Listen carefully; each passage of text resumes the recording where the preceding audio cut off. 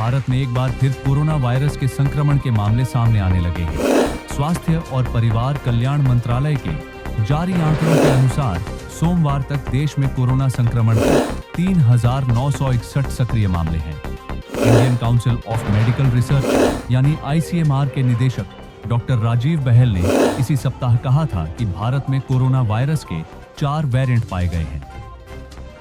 देश में कोरोना की 3 लहरें पहले भी आ चुकी हैं। इस दौरान बीमारी की गंभीरता इतनी अधिक रही कि बड़ी संख्या में लोगों की मौत हुई थी। इसके बाद सरकार ने व्यापक पैमाने पर टीकाकरण अभियान चलाया और बड़ी आबादी को टीका लगाया गया।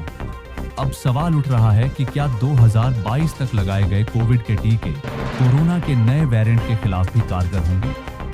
क्या नए वेरिएंट के कारण कोरोना की नई लहर आने की आशंका है? आइए इसके बारे में जानते हैं। लेकिन इसके पहले ये जानना ठीक रहेगा कि आखिरकार कोरोना का नया वेरिएंट क्या है, इसके लक्षण क्या हैं, ये समझना भी जरूरी है।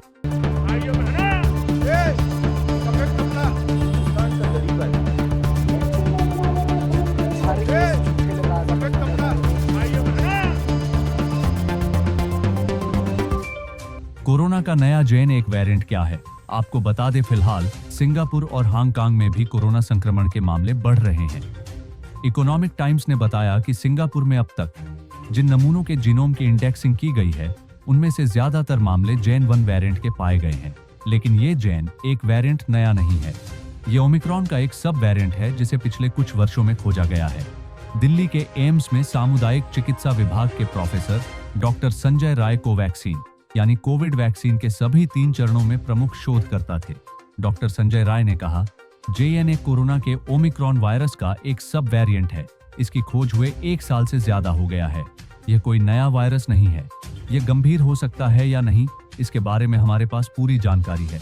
डॉक्टर संजय राय ने कहा, JN वेरिएंट से डरने की जरूरत नहीं है। अभी जो पता चला है उसके मुताबिक यह सामान्य सर्दी जुकाम जितना हल्का या उससे भी हल्का हो सकता है। वो कहते हैं कि जो लोग कोरोना के इस वेरिएंट से संक्रमित हैं, उन्हें दूसरे लोगों से दूरी बनाए रखनी चाहिए और इस बात का ध्यान रखना चाहिए कि आपसे किसी और को संक्रमण न फैले। आइए जानते हैं कि क्या पिछला टीकाकरण कारगर रहेगा। लोगों को सबसे ज्यादा कोवैक्सीन और कोविशील्ड वैक्सीन लगाई गई थी। कुछ लोगों ने रूसी स्पुतनिक वैक्सीन भी ली थी।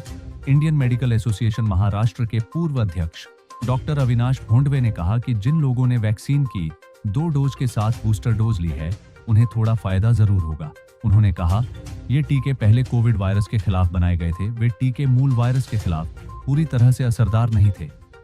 डॉक्टर कहते हैं कि ऐसा नहीं है कि वैक्सीन लगने के बाद आपको कोरोना का संक्रमण नहीं होगा, लेकिन संक्रमित होने पर लक्षण मामूली हो सकते हैं।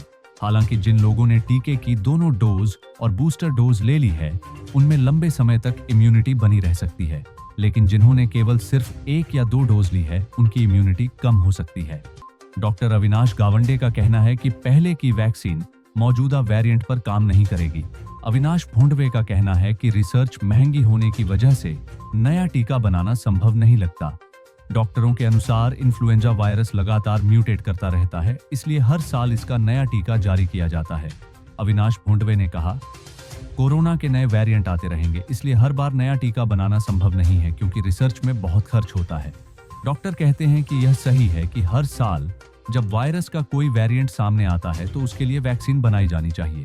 बाकी आपका इस खबर पर क्या विचार है, हमें कमेंट में बताएं और देश दुनिया से जुड़ी तमाम खबरों के लिए वार्ता 24 न्यूज चैनल को सब्सक्राइब करें। आप देख रहे हैं वार्ता 24।